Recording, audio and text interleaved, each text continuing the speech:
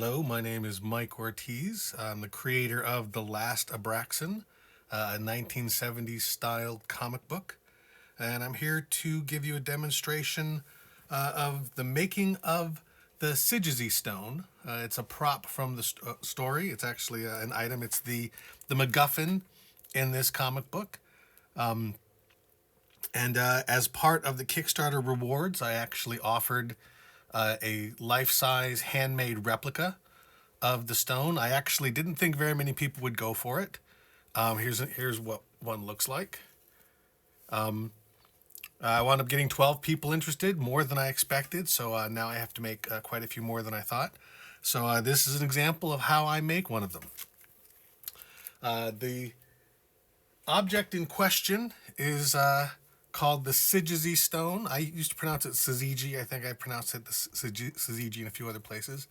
Here's a couple of the stickers that were also Kickstarter rewards. Everyone gets these. It's a prominent object in the story. And I'm going to make one for you right now. So these are made out of terracotta, air dry clay, because I don't want to have to put anything in a kiln or fire anything. I'm not real familiar with clay. I basically offered this because I thought it would be a neat little add-on, and like most of the add-ons, I just basically did something I would like for myself. Again, like I said, I didn't think anybody would actually go for it. I even priced them a little high, thinking no one would pay that much for a little piece of terracotta, but a couple people did, and I'm glad they did, and I'm going to make one for you right now. So I start off with a nice big chunk of clay. If you're, more of a pro than I am, you will use a rolling pin. I don't have a rolling pin, so I'm just going to use the same acrylic coating that I'll actually put on the final piece. Just flatten it out. Kind of take a look at the other one. See how thick it is.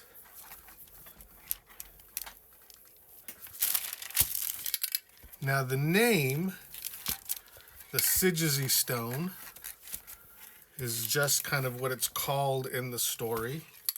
Syzygy, S-Y-Z-Y-G-Y. I always love that word because it has no proper vowels. It actually means, the definition on Merriam-Webster.com is the nearly straight line configuration of three celestial bodies such as the sun, moon, and earth during a solar or lunar eclipse in a gravitational system. I learned it a little bit differently, more just kind of a three or more celestial objects aligned. Some years past, there was an alignment of planets on one side of the sun or within a certain range. So in a broad sense, it just means a celestial alignment, which if you read the story, you'll understand a little bit more. So here I've got a little template that I use. So I will just cut around that. I've got a few little clay tools here. Like I said, I'm not real familiar with clay. I had a ceramics class in junior high and a sculpture class in college.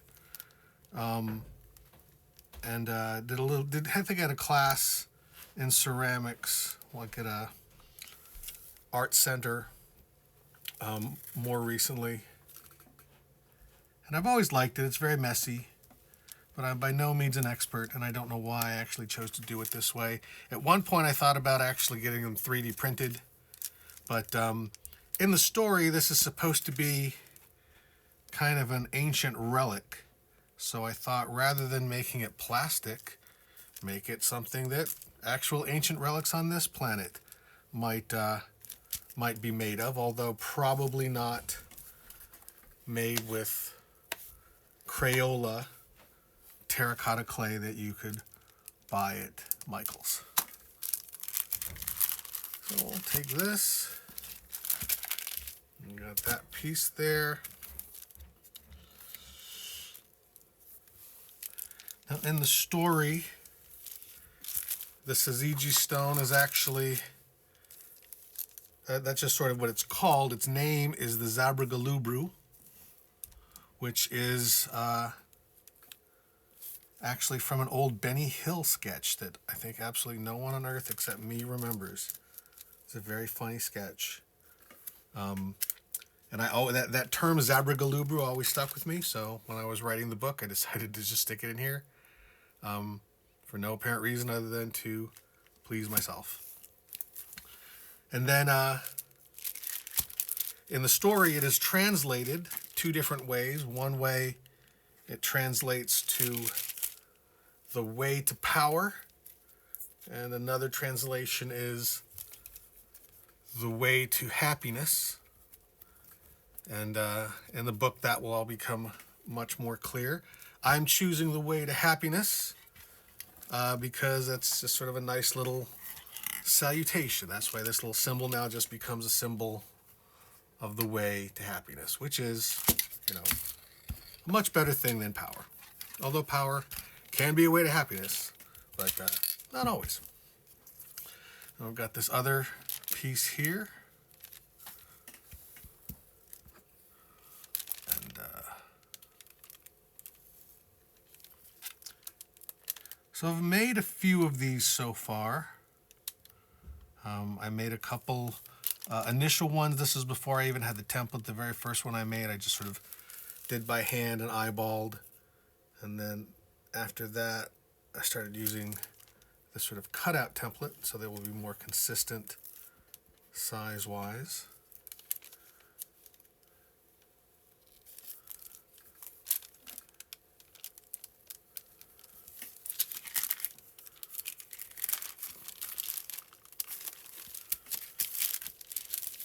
So I've made a few of these so far, so hopefully I'm getting this process down a little bit better. I like to work on, it's stuck, the wax paper, just because then it's a little bit easier to clean up. This can get kind of messy, as you can see. We'll trim this off a little bit better. Again, I like to smooth these down so they don't look quite as carved. And again, this is supposed to be an ancient artifact, so I should rough it up a little bit, but I think just being a little clumsy in its construction will make it look primitive enough. Now for the symbol on there, this particular little image, I actually have done it two different ways. One way where I will actually carve it out, using the tools, but I also did make some little tools to sort of stamp it in. This is a little too small. I'm actually making some new versions of these tools kind of as we speak that will be a little bit more accurate. So I'll make this a little bit longer. And then these you can kind of press in here.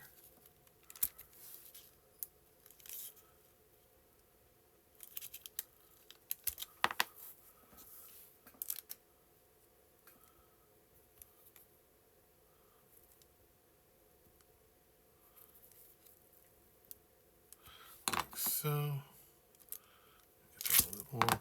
This one's a little off. It's actually kind of smaller than it should be. Maybe I can kind of do it like that. And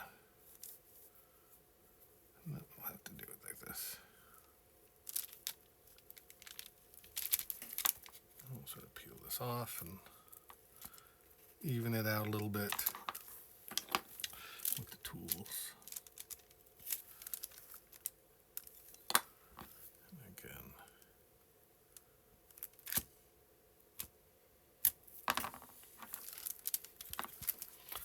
Good. Let me get this first piece. We'll kind of go in here and you sort of scratch this up. Gives it a little bit of surface area so the two pieces will stick better. I think I learned that in a ceramics class. I'm not sure. Someone may correct me and say, no, this actually makes it worse, or it's an old wives' tale. And then kind of do the same on the back side here. Yeah, it's got some of that paper there, unfortunately.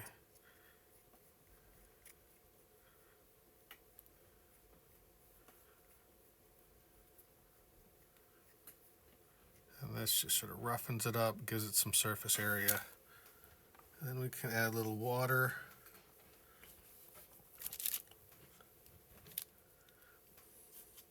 Add a little water. And just lay it on. Nudge it over where it needs to go. Sort of squish it in. Come in and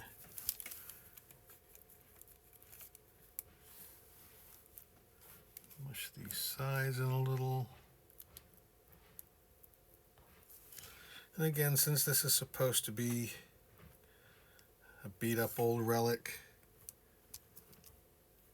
I can sort of, if it cracks a little bit, or if it's a little uneven, that's just part of the texture. So I'm going to push this down and see some of the squirting out.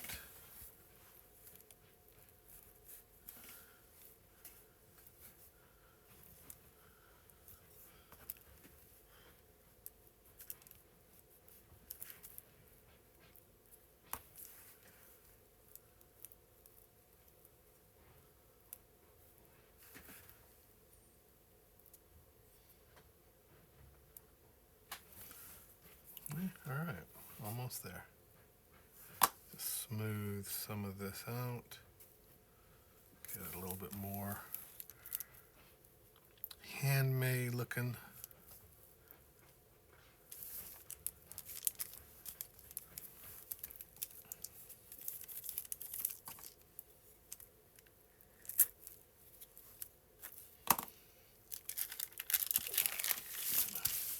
Put this over here and get this side.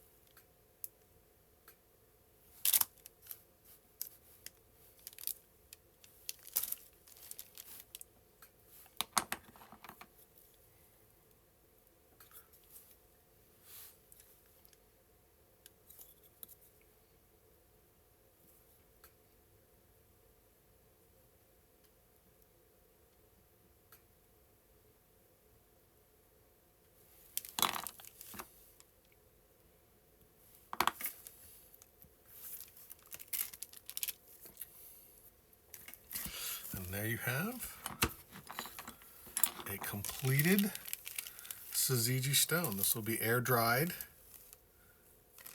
for a couple of days, and then it'll be coated with a acrylic coat to make it a little bit nicer, give it a little bit of protection.